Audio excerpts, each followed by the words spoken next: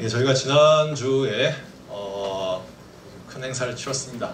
또 부처님 오신 날 행사를 또 치르고 수요일에는 또 저희가 이 법회 연화정사 창건인 최초로 점등 법회를 또 같이 함께 했습니다. 아마 여러분들의 많은 노고와 또 정성 덕분에 좀 좋은 행사가 됐던 것 같고 음악에 잘 치를 수 있었던 것 같습니다. 아무래도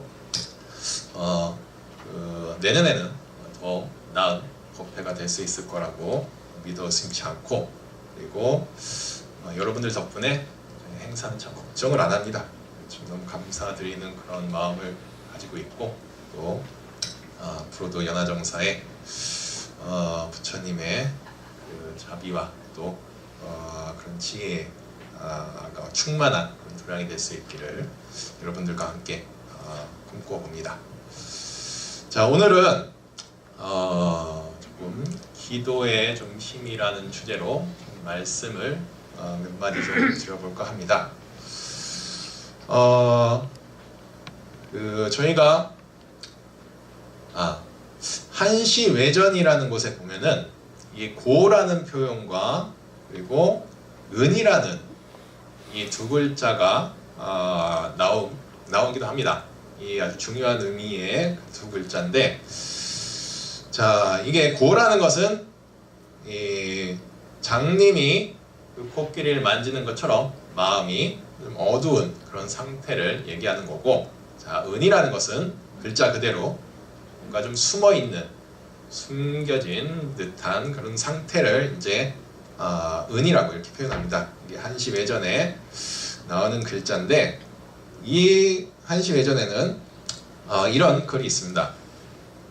물음에 예의가 없거든 대답을 하지 말고, 대답에 예의가 없거든 더 이상 묻지를 말며, 언쟁을 벌이려는 기색이 있다면은 함께 논의를 하지 말라라는 구절이 있습니다.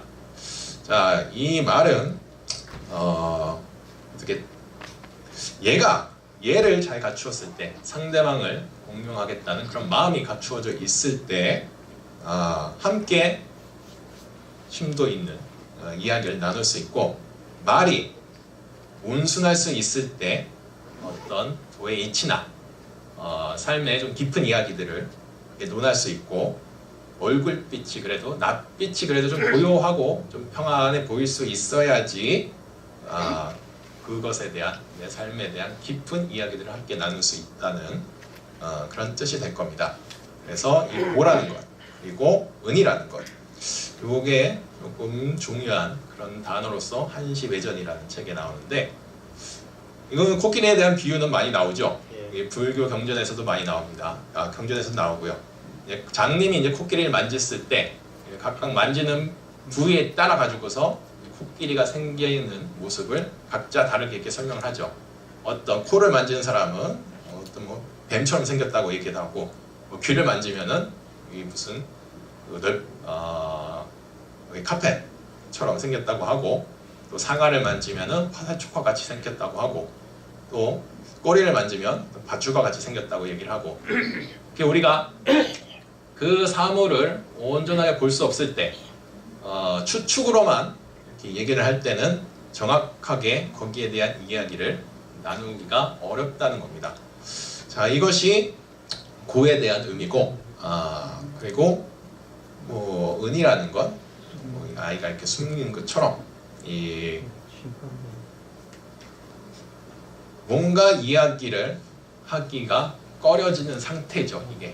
그러니까 상대방의 마음이 나에게, 이게 그런 것이죠.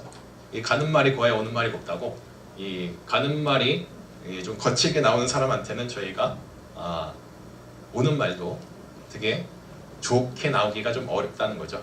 오는 말도 또 마찬가지, 오는 말이 거칠게 온다면은 내 입에서 나오는 말도 거칠게 나올 수밖에 없을 겁니다. 물론 그것이 싫어가지고 아예 이제 입을 다무는 그런 상태가 종종 생기는데, 그것을 이제 은이라고 이렇게 표현을 할 수 있을 겁니다. 참 이것이 어떻게 보면 참 대화를 할 때 참 중요한 부분이고, 우리들이 삶을 살아가는 데 있어서도 이 부분을 한번 좀 생각해보고 말을 해야 되는 경우들이 좀 있을 겁니다. 이 절이라는 곳에서도 참 요 말 때문에 참 말썽이 많고 또 아쉬운 이야기들도 오가는 경우들이 참 많이 있었죠, 그동안에도. 자, 그리고 저도 이렇게 요곳에 이 연화정사에 하루 종일 이제 혼자서 이렇게 지낼 때가 많이 있는데, 가끔 가다가 이제 사람들이 찾아와가지고 공양을 올리겠다고 이렇게 오시는 분들을 좀 종종 뵀습니다. 근데 보통의 분들은 참 그 공경의 마음을 가지고서 뭔가 절에 오면은 자신의 마음을 조금 정화시키고 좀 차분하게 시키기 위해서 오시는 분들이 있는데, 가끔 가다 보면은 좀 까칠한 마음으로 절을 방문해 주시는 분들이 있습니다. 참 입구에 들어오시면서부터 절에 오심에도 불구하고 껌을 쫙쫙 이렇게 씹으면서 오셔가지고 들어오셔가지고 또 그나마 또 공공의 표시를 하겠다고 이 부처님 앞에 가가지고 향까지 이렇게 올리고 그러시는 분들이 있는데, 어쨌든 그런 분들의 상태를 보면은 저도 이제 은혜 상태가 되는 거죠. 이제 별로 얘기를 하고 싶지 않은 그런 마음이 들기 시작하는 겁니다. 그분이 보여주는 모습에 적어도 법당이라는 도량에 오면서 껌부터 씹는 것 자체가 참 마음에 안 들고, 사실은. 그리고 오면서도 그다지 물론 저에 대한 것도 마찬가지겠지만 부처님에 대한 그런 공경의 모습이죠. 그런 모습들도 안 보인다면 참 저도 얘기를 하기가 싫어지죠. 그래도 간단하게 대화는 나누고 보내드리는 경우들도 좀 종종 있습니다.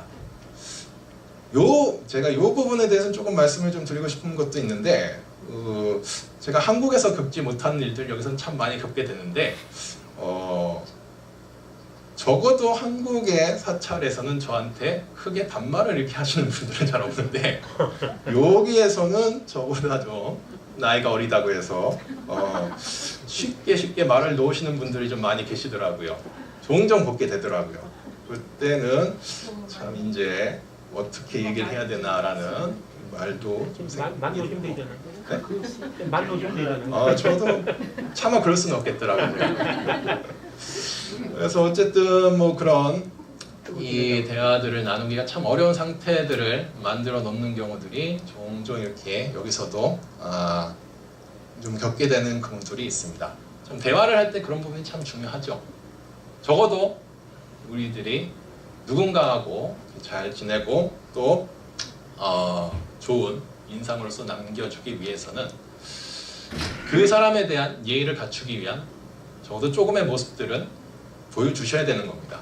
그래야지, 특히 이것은 또 오래도록 지내오신 분들에 한해서 더 예의가 필요한 경우들도 사실은 종종 있습니다. 그 부분을 넘어갔을 때는 아무리 오랜 기간을 함께한 사람이라도 그 사람과는 정서적인 공감이나 교감이라는 것은 오히려 더 모르는 사람보다 더 멀어지게 되는 그런 모습들을 느끼게도 되실 겁니다. 아무튼 저희들이 이 고라는 것 그리고 은이라는 것, 분명 우리가 어떤 자신의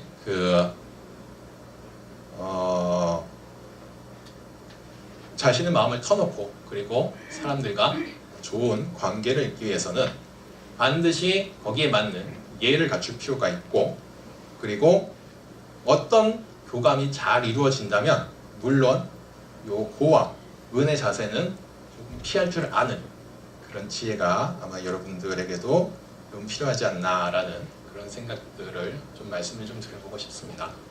자, 우리 절에도 참 우리가 사랑하고 존경하는 우리 보살님들이 참 많이 계시고 너무나 제가 공경하고 또 사랑하지만 가끔씩 가다 보면은 제가 우리 보살님들이 만만치 않은 분들이라는 것을 좀 느낄 때가 좀 있는데, 가끔 가다 보면은 제가 저희 절 스님임에도 불구하고 여러분들이 성원 스님이나 저나 이 스님 저 스님 그렇게 표현하시는 분들을 제가 들을 때도 있어요. 그러면 내가 물론 친하다는 그런 표현을 하신다는 건 그건 마음은 알죠. 그런데 어느 때는 내가 아직 이전의 스님이 아닌가? 연화정사의 스님이 아닌가? 라는 그런 느낌이 들 때가 있어요. 그래서 우리 절 보살님들 제가 많이 사랑하죠.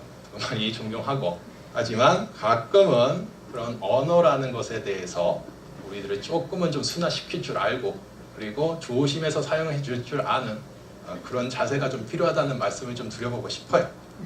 왜냐하면 여러분들이 사실은 연화정사의 얼굴이거든요. 그리고 이곳에 오신 분들한테 보여지는 모습이 물론 부처님을 대하고 스님을 대하는 모습이 어떻게 보여지는지에 따라 가지고 우리 절을 생각하는 모습들이 처음 오시는 분들에게나 이런 분들에게 보여지는 모습들이 달라질 수 있을 겁니다. 연화정사에 갔더니 별거 없더라 하고 이런 인상을 주시는 것은 앞으로는 이제는 조금 조심을 해야 되지 않나라는 생각들을 좀 해봅니다.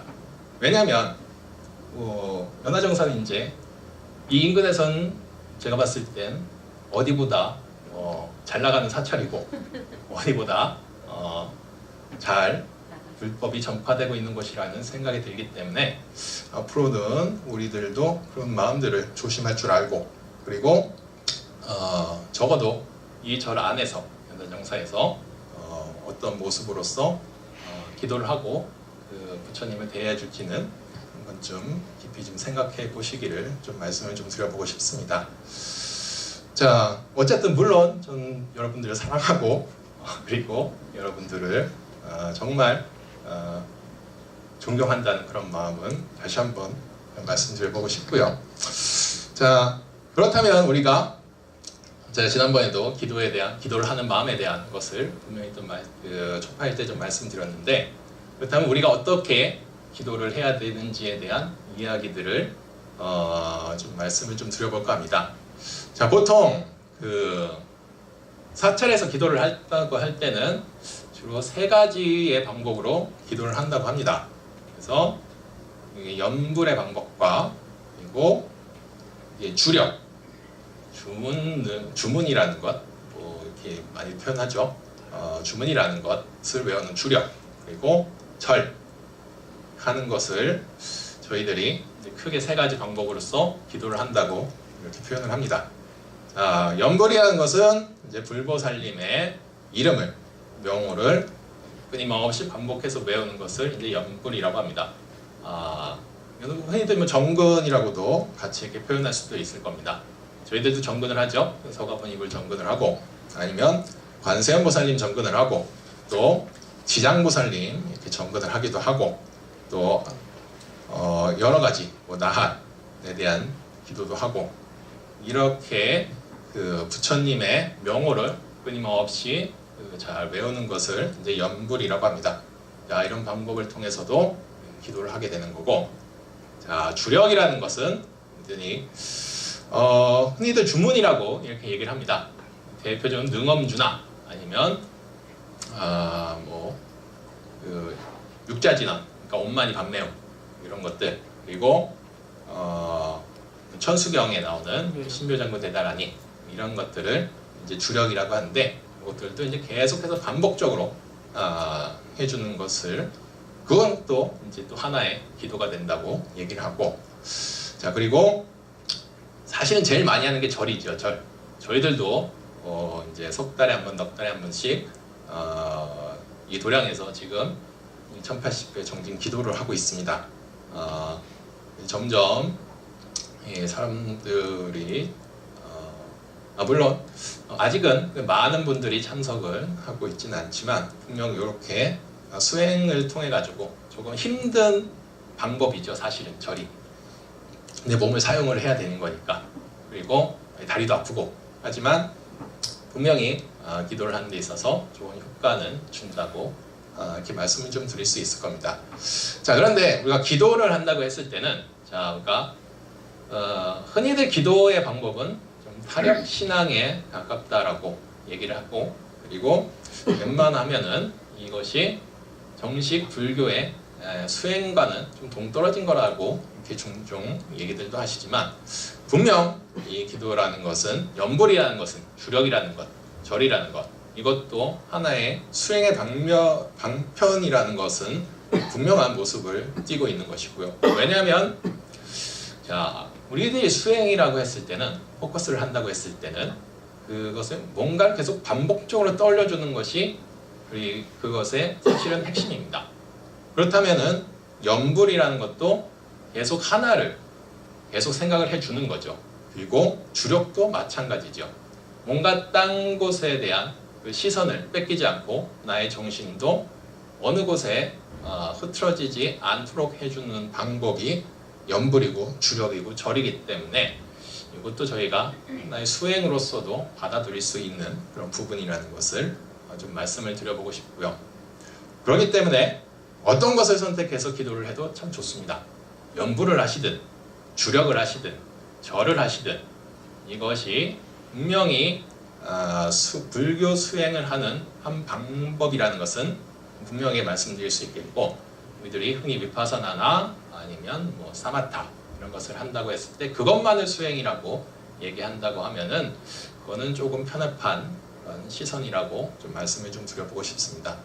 분명히 이것들을 통해 가지고 변화됨을 느끼시는 분들도 많이 있고, 또 그것을 통해 가지고서 삶에 좋은 영향을 끼치셨다는 분들도 주변에 사실 많이 볼 수 있습니다. 그런 것처럼 우리들이 뭔가에 하나에 집중을 하고 뭔가에 하나에 관심을 크게 가지고서 노력을 한다면은 분명히 나 자신을 변화시킬 수 있는 힘은 여기서 나오는 것이 될 것이고, 그리고 그것이 여러분의 삶을 반드시 변화시켜 줄 수 있는, 혹은 내가 변하지 않더라도 나의 후손들, 나의 자식들이 변화시킬 수 있는 그런 힘은 반드시 얻어질 수 있다는 것은 분명하게 말씀을 좀 드려보고 싶습니다. 그것이 절에 와서 기도를 하는 그런 자세가 되는 걸 거고, 그것이 저희들이 절에서 얻어갈 수 있는 삶의 하나의 힘이 될 겁니다. 그래서 기도의 힘을 여러분들이 이곳에서 느껴 가실 수 있어야지 절에 온 보람을 느끼실 수 있는 것이지, 그냥 와서 웃고 떠들고 밥만 먹고 이렇게 가신다고 하면은 절에 오신다는 것에 대한 큰 의미가, 물론 그것도 의미가 될 수 있겠지만 커다란 의미는 저희들이 잊어버리고 간다는 것은 좀 말씀을 드려보고 싶습니다.